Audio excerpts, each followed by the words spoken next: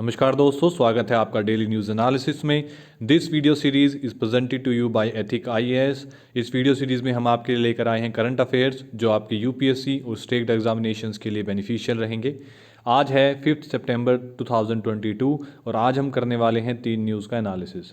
सबसे पहली न्यूज़ है यूनाइटेड नेशन की एक रिपोर्ट के बारे में जो हमारे जीएस के सेकंड पेपर को टारगेट करती है, इंटरनेशनल अफेयर के बारे के टॉपिक से संबंधित है। सेकंड हम पढ़ेंगे एंटी रेडिएशन पिल्स के बारे में जो हमारे स्पेशल प्रीलिम्स के एग्ज़ाम को टारगेट करती है। थर्ड हम पढ़ेंगे ग्रीविनेंस रिड्रेसल के बारे में, ये भी हमारे प्रीलिम्स के एग्ज़ाम को टारगेट करती है। वीडियो में आगे बढ़ने से पहले मैं आपसे रिक्वेस्ट करूंगा कि आप इस चैनल को सब्सक्राइब कीजिए, बेल आइकन जरूर दबाइए ताकि जैसे ही वीडियो ऑनलाइन आती है आप अपने करंट अफेयर्स के सेक्शन को कंप्लीट कर सकें। अब बात करते हैं अपनी पहली न्यूज़ के बारे में।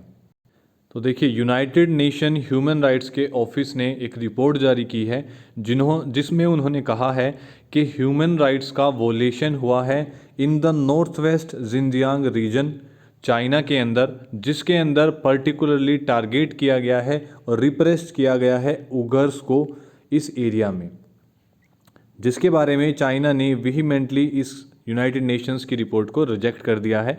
अब इसके बारे में देखिए, जिंजियांग क्या है। Xinjiang lies in the north waste of China. ये चाइना के नॉर्थ वेस्ट का एक रीजन है। ये कंट्री का सबसे बड़ा पोर्शन है। जैसे तिब्बत है, ये एक ऑटोनोमस बॉडी है जिसे ऑफिशियली जिंजियांग उगर ऑटोनोमस रीजन के नाम से भी जाना जाता है। इसका मीनिंग ये है कि इसकी जो है, अगर ये एक ऑटोनोमस बॉडी है तो इसकी सेल्फ पावर है, सेल्फ गवर्नेंस है वहाँ पर, लेकिन in practice both regions are subjected to major restriction. ये सेंट्रल गवर्नमेंट के अंदर में ही आते हैं। जो पीपल्स रिपब्लिक पार्टी है चाइना की, वही यहाँ पर शासन करती है।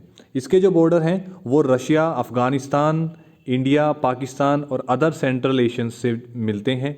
ये जो रीजन है ये रिच है ऑयल में, नेचुरल गैसेस में, और इसकी प्रॉक्सिमिटी जो है सेंट्रल एशिया के साथ, उसके साथ क्योंकि ये मिला हुआ है, और यूरोप के साथ, तो बीजिंग इसे एक इम्पोर्टेंट ट्रेड लिंक के रूप में देखता है। इसके जो कुछ पार्ट हैं वो एंशियंट सिल्क रोड का भी हिस्सा रहे हैं और कितने ही एम्पायर्स ने चाइना के इस पर कंट्रोल किया है और इस पर राज किया है। अब देखिए, जो यूनाइटेड नेशन ने रिपोर्ट जारी की है उसके अंदर उन्होंने जिक्र किया है उगर्स का। अब ये उगर्स क्या हैं? जिंजियांग एक ये जो जगह है इसके अंदर इसकी पॉपुलेशन लगभग 25 मिलियन है। मेजॉरिटी बिलोंग करती है मुस्लिम एथनिक ग्रुप्स को, जिसके अंदर उगर्स भी आते हैं। Uyghurs are a community in Muslims. लगभग 75% पॉपुलेशन इसके अंदर उगर्स की है। ये जो मुस्लिम एथनिक ग्रुप्स हैं इसके अंदर 75% जो हैं वो उगर्स हैं। और इसी के साथ साथ इस ग्रुप में एथनिक हैन चाइनीज़ भी हैं जो 7% के आसपास हैं। ये जो डेटा है ये है अकॉर्डिंग टू द सेंसस जो 1953 में किया गया था। अब जो डेटा अब दोबारा किया गया है उसमें ये कहा गया है, जो लेटेस्ट सेंसस के अनुसार, कि जो उगर्स की पॉपुलेशन है वो कम हो गई है और वो सिर्फ 45% तक पहुंच गई है। 75 से 45% तक, जो कि 12 मिलियन अकाउंट करता है टोटल जिनजियांग का, उस एरिया का। जबकि जो हान चाइनीज़ हैं जो पहले मात्र 7% थे वो अब 42% हो गए हैं। इसके अंदर जो लैंग्वेज और कल्चर है वो मुस्लिम एथनिक कम्युनिटीज़ हुई, कज़ाक, किर्गिज़, मंगोल, उगर्स और तजिक आर डिस्टिंक्ट हैं। मतलब देखिए, इसके अंदर ये मानते हैं, ऐसा माना जाता है कि उगर्स जो है इनके जो रूट्स हैं वो टर्की से या तजाकिस्तान से, सेंट्रल एशियन पार्ट से संबंधित हैं। ये जो ग्रुप्स हैं ये उनसे रिलेटेड हैं। इसी के साथ साथ अब देखिए, जो एलिगेशंस लगाए गए हैं उसके ऊपर चाइना ने भी रिएक्ट किया है। जो मेनली चाइना के ऊपर एलिगेशंस अभी लगे हैं, पुराने समय से यूनाइटेड नेशंस इस चीज़ को ध्यान में रखते हुए, उगर मुस्लिम्स का जो इशू है आपने पहले भी इसके बारे में सुना होगा, काफ़ी चर्चा में रहता है। और यूनाइटेड नेशन वहाँ पर ह्यूमन राइट्स वायलेशन के रिगार्डिंग अपनी एक्टिविटीज़ और उस पर काफ़ी नज़र बनाए हुए है। तो जो एलिगेशन लगे हैं वो हैं कि माइनॉरिटीज़ की जो वहाँ पर काफ़ी ज़्यादा अब्यूज़ किया जा रहा है। 2014 में एक मैसिव क्रैकडाउन किया गया था उस समय के चाइनीज़ लीडर जी जिनपिंग के द्वारा, जिसकी क्रैकडाउन किया गया था क्योंकि उस एरिया में वॉयलेंस बहुत ज़्यादा फैल गया था। उसके बाद उस ईयर को फॉलो करते हुए 2014 के बाद से वहाँ पर जो है सेंटर्स बनाए गए री एजुकेशन कैंप्स के नाम से, और उन री एजुकेशन कैंप्स के अंदर एक कैंपेन चलाया गया जो री एजुकेशन कैंप्स उसका पार्ट थे। उन पार्ट्स के अंदर उसके बाद एलिगेशन लगते हैं कि मास इम्प्रिजनमेंट हुआ है इन री एजुकेशन सेंटर्स के अंदर, टॉर्चर किया जाता है, कंपल्सरी स्टेरिलाइज किया जाता है लोगों को, सेक्सुअल वॉयलेंस इसके अंदर होता है, डिसरप्शन किया जाता है उनके कल्चर को, उनकी रिलीजियस साइट्स को, और उनसे फोर्स्ड लेबर कराई जाती है। ये पर्टिकुलरली किया जाता है उगर्स मुस्लिम्स के साथ। 2018 की यूनाइटेड नेशन पैनल की एक एस्टिमेटिक पीरियोडिक रिव्यू में ये कहा गया कि एक over million Uyghurs and Muslim minorities have been forced into political camps. उन्हें पॉलिटिकल कैंप्स में प्रिजनर्स बना लिया गया है जिनजियांग रीजन में। हालांकि चाइना ने इन सब जो एलिगेशंस लगे हैं उन्हें सिरे से खारिज किया है, और उन्होंने कहा है कि ये जो कैंप बनाए गए हैं ये मास डिटेंशन कैंप इसलिए हैं ताकि काउंटर किया जा सके टेररिज्म और एक्सट्रीमिज़म को। ये किसी के ह्यूमन राइट्स को अब्यूज़ नहीं करते हैं, और इन कैंप्स के अंदर जो अटेंडेंस हैं वो भी वॉलंटरी है।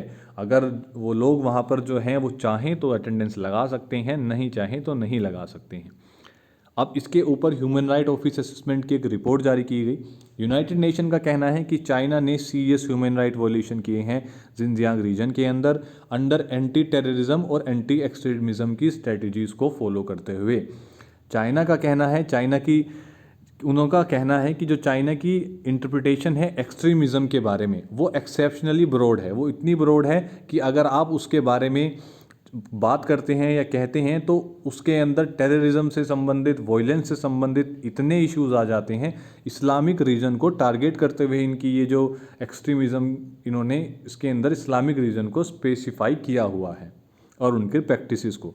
अब उगर्स जो हैं ये और जो अदर माइनॉरिटीज़ हैं ये डिस्क्रिमिनेट की जाती हैं सिक्योरिटी थ्रेट्स के मामले में विदाउट ड्यू प्रोसेस। किसी कोई प्रोसेस फॉलो नहीं किया जाता, इन्हें डिस्क्रिमिनेट किया जाता है, सिक्योरिटी थ्रेट्स दी जाती हैं, और अगर इन्हें जेल में डाल दिया जाता है तो उसका कोई पर्टिकुलर प्रोसेस नहीं है कि इन्हें 1 साल की सज़ा दी गई है, 2 साल की, उसकी कोई ड्यूरेशन नहीं है कि वो कब तक जेल में ही रहेंगे। ऐसा भी हो सकता है they might die in the jail. अब ये जो रिपोर्ट्स हैं ये कहती हैं कि ये जो एलिगेशंस है टॉर्चर के, इसके अंदर कहते हैं कि टॉर्चर के एलिगेशंस है, इल ट्रीटमेंट होता है, सेक्सुअल वॉयलेंस किया जाता है इन ये जो education vocational educational training centres बनाए गए हैं। ऑफिशियल फिगर्स का कहना है कि एक शार्प डिक्लाइन है बर्थ रेट्स के अंदर, जिसके अंदर जो बर्थ रेट है वो 50.88 पर 1000 से घटकर 2017 में 2019 में 8.14 ही रह गई है। इस रिपोर्ट में जेनोसाइड को रेफर नहीं किया गया है। उसके बाद चाइना का क्या कहना है, देखिए चाइना के फॉरेन मिनिस्टर और उनके जो फॉरेन मिनिस्टर स्पोक्स पर्सन वांग वेनबिन का कहना है कि चाइना ने मेंटेन किया है क्रैकडाउन को। उन्होंने जो है कहीं ना कहीं कंटेन किया है एक ईस्ट टर्किश इस्लामिक मूवमेंट को, जो एक रेडिकल आउटफिट है। तो इस आउटफिट को और इनके एक्टिविटी को रोकने के लिए वहाँ पर एक्शंस लिए गए हैं, और बीजिंग ने एक स्ट्रॉन्ग अपोजिशन रजिस्टर किया है यूनाइटेड नेशन की इस रिपोर्ट के खिलाफ। उन्होंने कहा है कि वेस्टर्न फोर्सेस इस रिपोर्ट का यूज़ करते हुए, ह्यूमन राइट्स का यूज़ करते हुए इसे एक पॉलिटिकल टूल बना रही हैं चाइना के ऊपर दबाव बनाने के लिए। और चाइना ने कहा है कि चाइना ने मेंटेन किया है जिनजियांग को ताकि वो अपनी सोशल स्टेबिलिटी, इकोनॉमिक डेवलपमेंट और रिलीजियस हार्मनी को एंजॉय कर सके, और वहाँ पर किसी भी तरीके का कोई भेदभाव नहीं हो रहा है। देखिए यहाँ पर आपके लिए काफ़ी ज़्यादा चीज़ें इंपॉर्टेंट हो जाती हैं, क्योंकि ये इशू जो है बहुत लंबे समय से यूनाइटेड नेशंस के अंदर और एक इंटरनेशनल पॉलिटिक्स के अंदर मुद्दा बना हुआ है। तो इसके बारे में आप जितना जानकारी रख सकते हैं वो आपके लिए अच्छा रहेगा, या आपके मेंस के एग्जामिनेशंस में आपकी मदद करेगी। इसके बाद दूसरे न्यूज़ के बारे में हम बात करते हैं, तो ये है एंटी रेडिएशन पिल्स के बारे में। अभी कुछ दिनों पहले हमने एक न्यूज़ कवर की थी जिसके अंदर हमने यूक्रेन के ज़पोरिज़िया पावर प्लांट के बारे में बात की थी, जिसमें आपको हमने बताया था कि किस तरीके से वो अंडर थ्रेट है यूक्रेन और रशिया के वार के बारे में। उसकी पूरी कंप्लीट जानकारी के लिए आप वो वीडियो ज़रूर देखिएगा। अभी फ़िलहाल ये कहा गया है कि न्यूक्लियर डिज़ास्टर का खतरा देखते हुए और इस डर को देखते हुए कि अगर इस तरीके का खतरा होता है तो वहाँ के लोगों की कैसे मदद की जा सकती है, उसके लिए यूरोपियन यूनियन ने डिसाइड किया है कि वो पहले ही वहाँ पर लगभग 5.5 मिलियन की एंटी रेडिएशन पिल्स को डिस्ट्रीब्यूट करेंगे वहाँ के जो रेसिडेंट्स हैं उनकी लोकेलिटी में।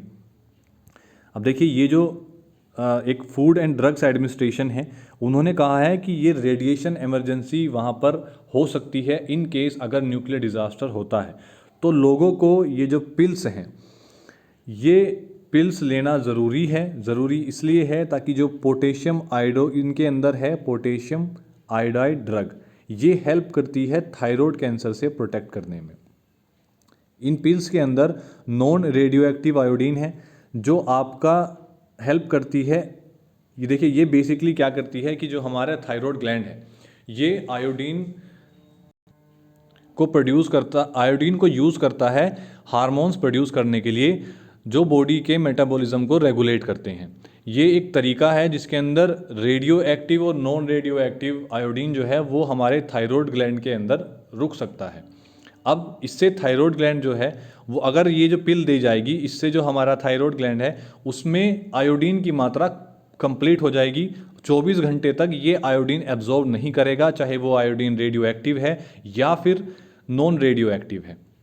ये एक प्रिवेंटिव मेजर है कि अगर आप रेडियो एक्टिव किरणों के संपर्क में आते हैं तो आप इस दवाई को ज़रूर लीजिए ताकि आप थायराइड कैंसर से बच सकें। देखिए, जब भी कभी इस तरीके का न्यूक्लियर डिज़ास्टर होता है तो जो आयोडीन है वो हवा में फैल जाता है। जब वो हवा में फैलता है वो कंटेमिनेट करता है खाने को, पानी को और मिट्टी को। तो ऐसे में एक प्रिवेंटिव मेजर ज़रूरी है। ये 100% प्रोटेक्शन जो मेडिसिन है ये 100% प्रोटेक्शन तो नहीं देती। वो डिपेंड करता है कि बॉडी में कितनी जल्दी जो हमारा थायराइड ग्लैंड है वो आयोडीन को एब्जॉर्ब कर लेता है। अगर वो बहुत जल्दी एब्जॉर्ब कर लेता है और बॉडी जो रेडिएशन है उसको उसके आयोडीन को एब्जॉर्ब नहीं करती है तो 24 घंटे तक हम उस रिएक्शन से उससे बचे रहते हैं। अब न्यूक्लियर डिज़ास्टर के खतरे को देखते हुए यूरोपियन यूनियन ने ये फैसला लिया है। तो इसमें आपको इस युद्ध के बारे में, इस पावर प्लांट के बारे में जानकारी होनी चाहिए। ये आपके प्रीलिम्स के एग्ज़ाम के लिए इम्पोर्टेंट है। नेक्स्ट न्यूज़ के बारे में जब हम बात करते हैं तो देखिए, unique identification authority of India UIDAI ने टॉप किया है ग्रीवेंस रिड्रेसल इंडेक्स में, जो अभी अगस्त में जारी किया गया है। अब ये क्या है? देखिए, ये जो इंडेक्स है ये आता है मिनिस्ट्रीज़, हमारा unique identification authority of India है, ये आती है हमारी ministry department of resolving public grievance की रैंकिंग रिपोर्ट के अंदर, जो पब्लिश की जाती है department of administration reforms and public grievances. ये इस बार मंथ अगस्त में रिलीज़ की गई है। इसमें कहा गया है, इसके की पॉइंट्स ये हैं कि एक टॉप परफॉर्मर UIDAI जो है एक टॉप परफॉर्मर रही है केसेस को रेजोल्यूट करने में। जितनी भी शिकायतें आई थी through centralised public grievance redressal and monitoring system. अब ये सिस्टम क्या है? ये एक ऑनलाइन वेब एनेबल्ड सिस्टम है जो नेशनल इंफॉर्मेटिक्स सेंटर ने बनाया है। अगर आप किसी भी तरीके की कोई प्रॉब्लम महसूस कर रहे हैं इस UIDAI से संबंधित, जिसने हमें आधार का एक नंबर दिया है 12 डिजिट नंबर के बारे में, जिसका मैंडेट था सभी को एक यूनिक आइडेंटिफिकेशन नंबर देना। तो अगर आपकी इससे संबंधित कोई प्रॉब्लम है तो आप इस पब्लिक ग्रीवेंसेस के अंदर शिकायत करते हैं। तो ये टॉप परफॉर्मर रहा है, इन्होंने बहुत जल्दी उसके ऊपर रिएक्ट किया है और प्रॉब्लम्स को रिजॉल्व किया है। देखिए, UIDAI जो है ये आगे भी कमिटेड है कि सर्व करने के लिए भारत के लोगों के लिए, और ये एक कैटलिस्ट बना हुआ है ईज़ ऑफ लिविंग में और ईज़ ऑफ डूइंग बिजनेस के मामले में। देखिए, भारत की तरफ सभी जो बिजनेस हैं उनका वो ये देख रहे हैं, क्योंकि डेटा के मामले में वो हमारे डेटा को यूज़ करना चाहते हैं। तो कहीं ना कहीं भारत सरकार इस चीज़ का ध्यान रखते हुए उन्होंने आधार एक्ट के अंदर UIDAI जो एस्टेब्लिश किया गया था 2009 में, उन्होंने 12 जुलाई 2016 को आधार एक्ट के अंदर ये एस्टेब्लिश किया था ये बॉडी इसका रेगुलेशन स्टार्ट हुआ था। ये जो काम करती है, ये काम करती है ministry of personnel public grievances and pension के अंडर। तो कहीं ना कहीं ये एक पेरेंट बॉडी है और इसी का वजह से, इसी का कारण था, इसी बॉडी ने हमें असाइन किया था एक unique identification number. So that is all for today.